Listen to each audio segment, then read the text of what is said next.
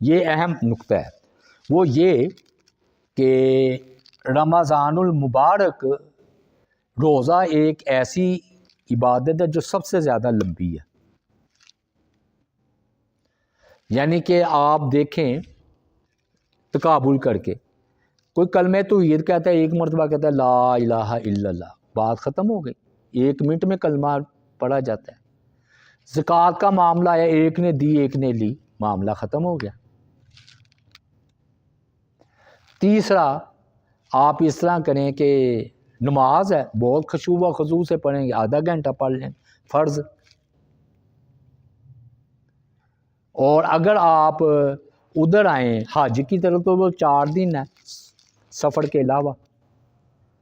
تو روزہ ایک ایسی عبادت ہے، صبح شروع ہوتی ہے شام تک جاری رہتی ہے مسلسل. حتیٰ کہ اسی کے ساتھ یہ بات ہے 25ویں کہ سوتے ہوئے بندے کی عبادت رک جاتی ہے، لیکن روزہ ایک ایسی عبادت ہے سویا ہو پھر بھی روزے دار. احتلام سے روزہ نہیں ٹوٹتا، اتنا پکا ہے خود توڑیں گے تو ٹوٹ جائے گا. احتلام سے